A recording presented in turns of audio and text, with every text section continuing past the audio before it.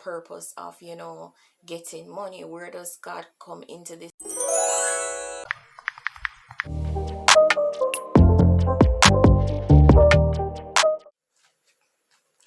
Welcome to my channel, welcome back to my channel. My name is Nika Jam and I'm just back with another video. So let me just first and foremost say that for people who have been here before and realize that I've stopped posting, and to me it's really not that big of a deal, even though I do appreciate the little people that have tuned in now and again, and really and truly with the topics that I'm going to talk about and the things that I'm going to do on this channel. I know that it's not for everyone, but hopefully I do grow and reach more people. Nonetheless, I am back. I've revamped my channel. I revamped my, you know, my whole thinking and the things that I want to prioritize even more. And I've also done something which is like this new series. It's almost like a, you know, like where you have talk show segments where every single segment is about something different. Well, this is going to be called Talk About, where I'll just be talking about topics that I value or I feel are very important and can edify or entertain and just leave an impact. Because the reality is, I am not a vlogger. I don't really like vlogging. Not saying that I will never, but I'm not like a vlogger per se. I am a talker and I don't really have many people to share my thoughts with, so why not share it on YouTube? Yeah, let me just say this topic, it's not really, I think it's different, but nonetheless it's something that I think people realize but they don't really address, and that's the whole aspect of Christian YouTubers, or even Christians and Christians being creative. There's actually quite a few Christian YouTubers on YouTube, on social media on a whole, but I wanted to just kind of dive into like, what are they even doing? Like, is there even a place for them?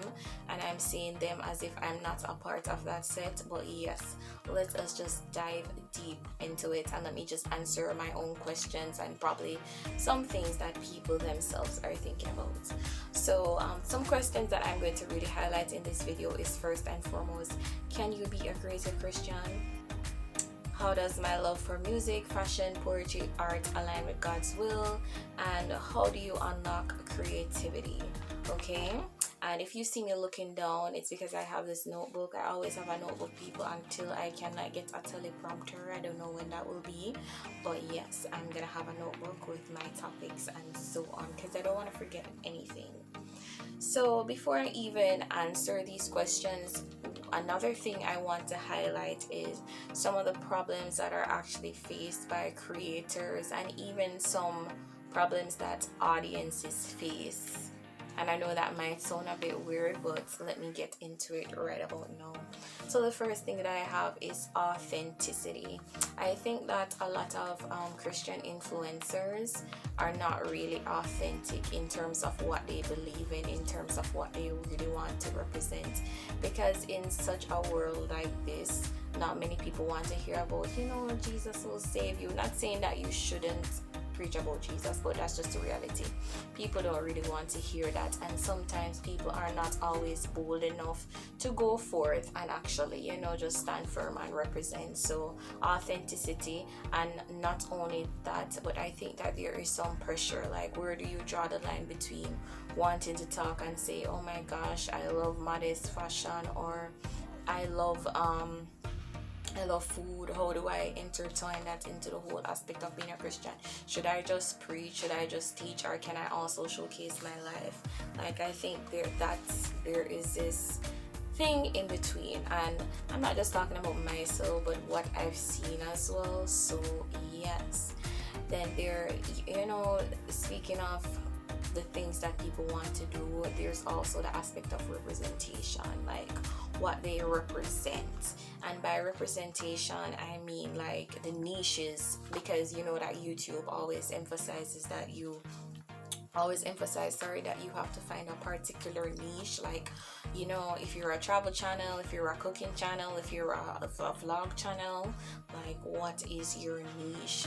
And I think that oftentimes the representation for Christian channels, it's not really there. Like, you can find a few, but nonetheless as I said, with the whole aspect of authenticity, it's almost like you're struggling to find where to fit in, because you want to talk about this or you want to do this, but you're not sure if it's perhaps Christian enough, or you're not sure if there's actually a community for you, or even a community where you can fit into. You, like for example, like you love to play games. Let's say you love to play games, like you love play games, but you're also an active Christian and you want to, go on a social media platform and just kind of highlight that, even though really and truly your first priority should be, telling people about God. How does that come into play when you look all around social media and everybody's just saying, repent now? Like, how do you become a part of that? Or more so, how do you become a part of the other set of people who are playing all sorts of game and never mentioning God? Like, where do you fit in? So that's the whole aspect of representation that I'm talking about. Then there's also relatability, and if you notice, everything kind of just goes step by step: authenticity, representation, relatability. And I say relatability especially when it comes on to the divide where denominations are concerned. Like, there is, at the end of the day, as long as you're preaching about Jesus Christ, God will still get his praise, of course. But for individuals, it's so hard to actually find somebody that not only looks like them but believes in what they believe in. So you're coming now and you're like, let me use me for example. I'm an apostolic Jamaican, which is so rare to find on YouTube. That can sometimes, like make people feel insecure, make them feel unsure. And I'm just saying this because even though, yes, you should know your purpose and know what you're all about, sometimes nonetheless we're still human. So, all of these thoughts and all of these concerns will pop up. Like,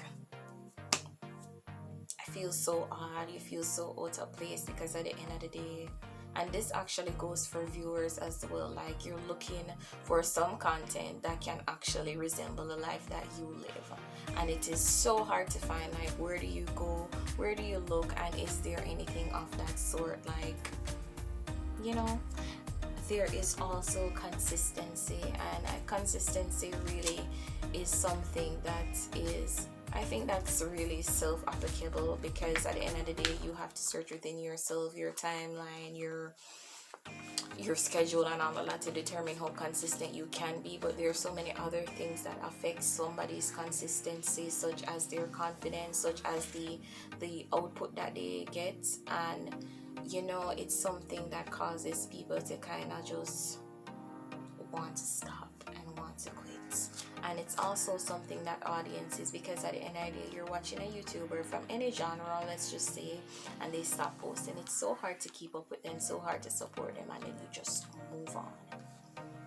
And then there's also the lack of motivation. All of those things combined, everything is failing, nothing is working out. You don't feel as if you're being yourself, you don't feel like you're represented, nobody can relate to you, vice versa.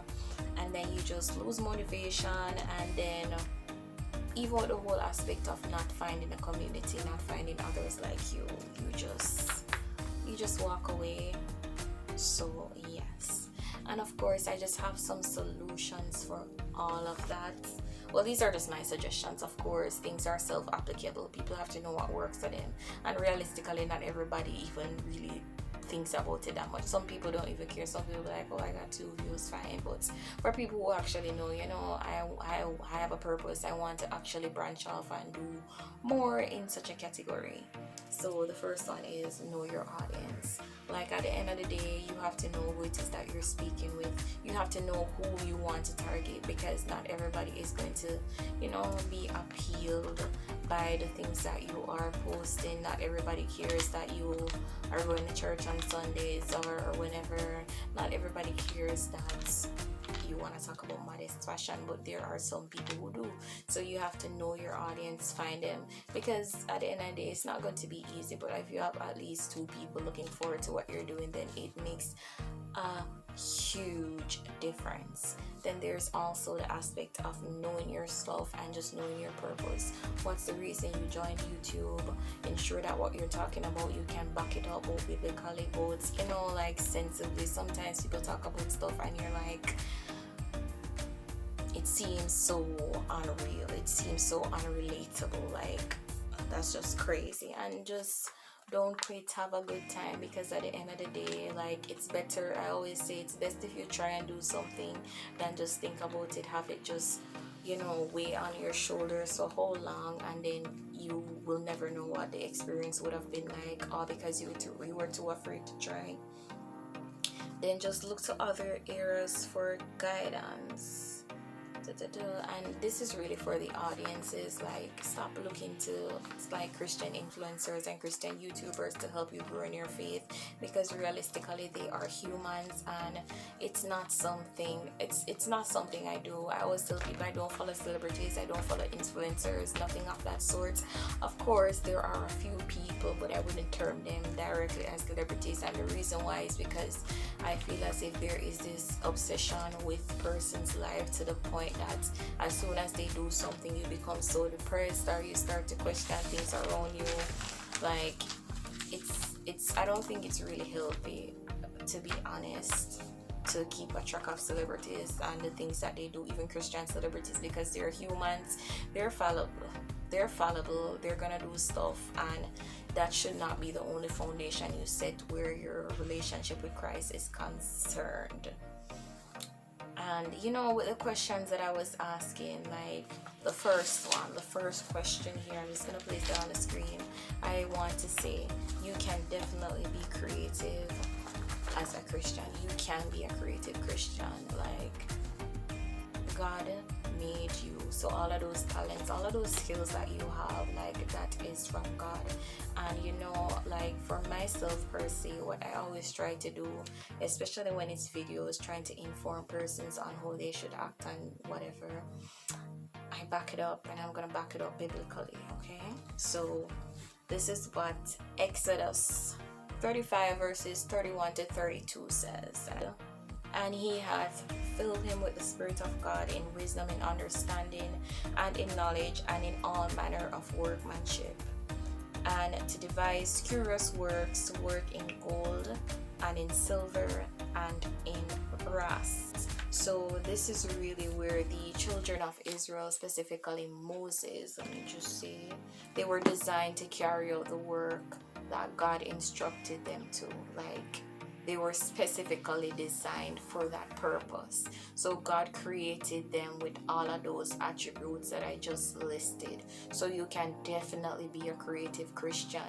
And it's not something that, like, I don't know, like, there are times where people always feel as if that as a Christian you should be limited skills wise, talents wise, like you can't be a Christian photographer, you can't be a Christian.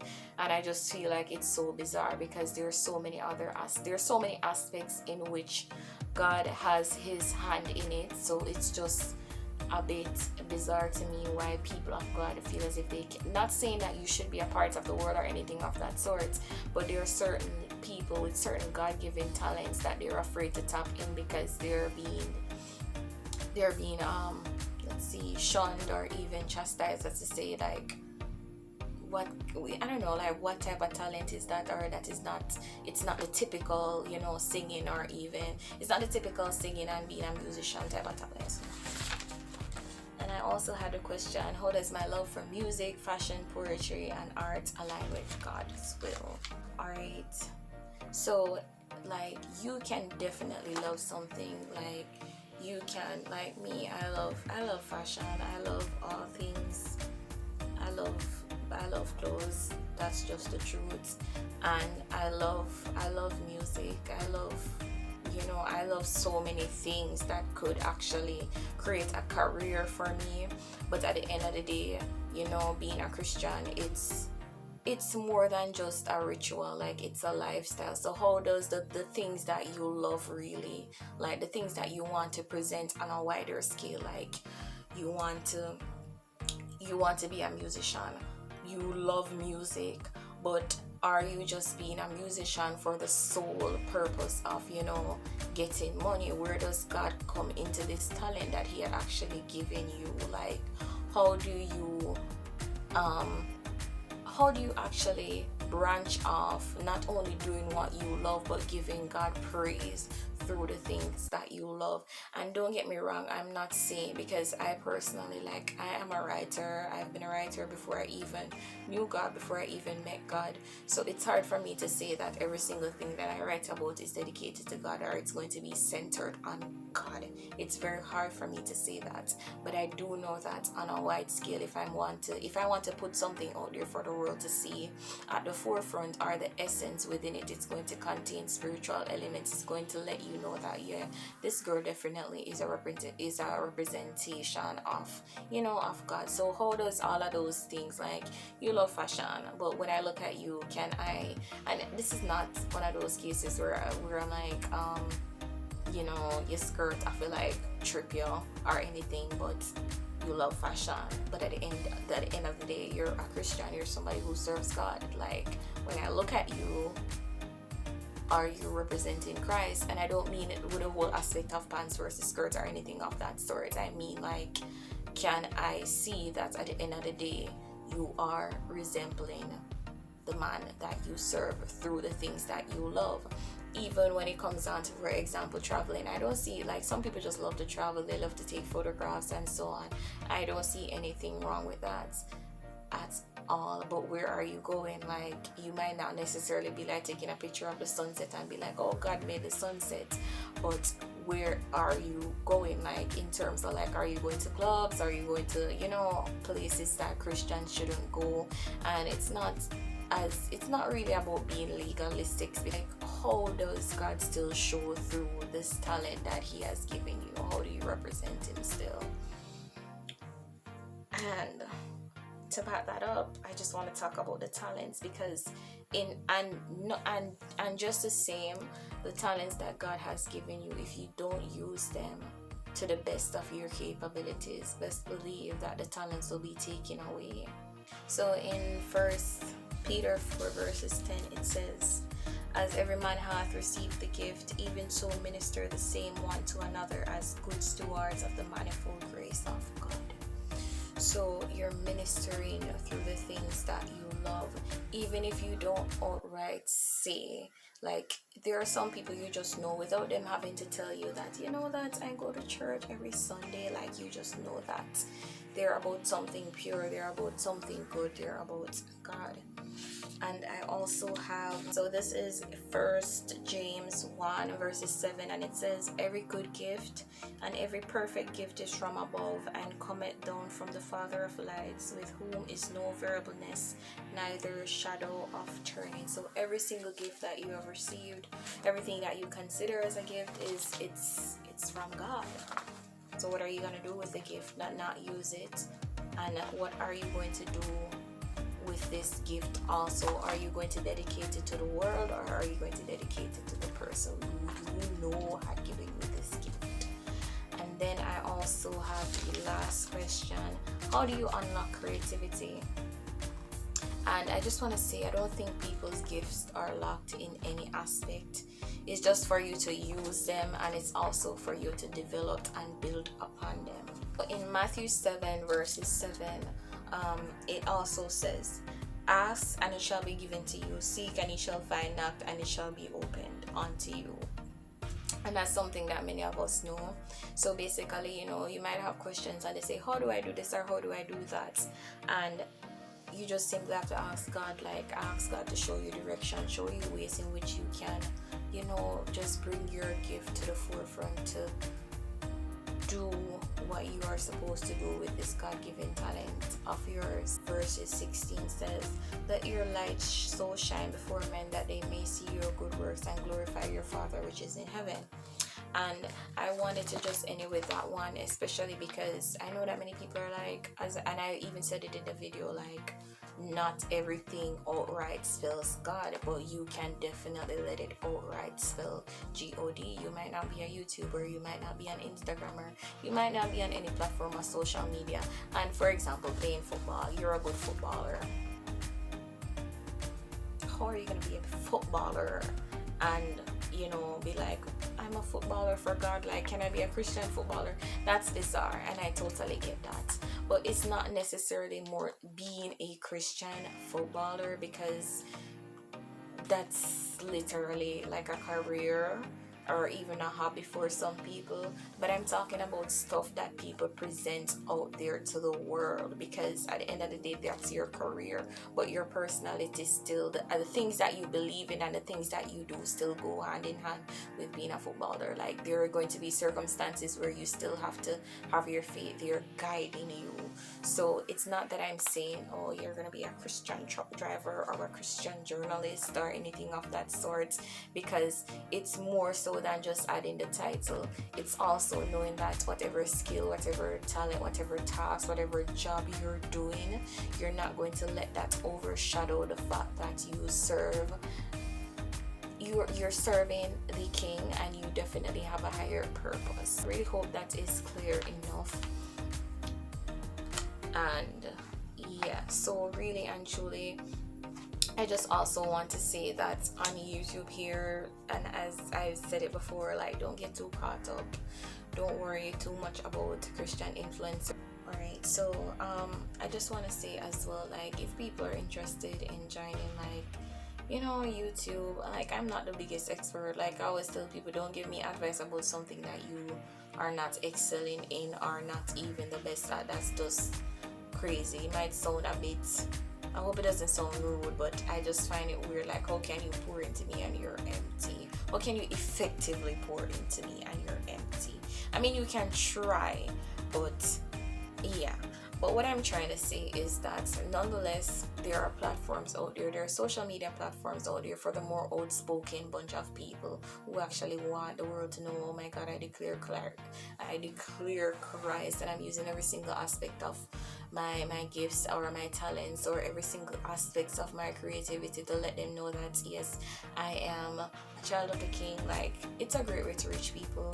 It's a great way to encourage people, to encourage yourself, and it's also great to see positivity on wider platforms. But don't let it just be like a social media thing, and don't just let it be something where you lose yourself to the point that, I don't know, some people are very religious in a sense and they think that they're on the right track, but you know, just reading the Bible or just going to church, as we all know, and we've said it many times before, that's not just the only significant, the only mark of you being a Christian. It's about having a personal relationship. So don't just come and do videos or be like, oh, I'm a Christian, and then that's it. Like, you have no substance, there's nothing in between, it's just on the surface. That's not what God wants. That's not what the world wants to see. People want to see people being authentic, being relatable, you know. So really, the topic, I hope it wasn't too far-fetched from the details that I spoke about, because as I mentioned, it's something that I really wanted to address.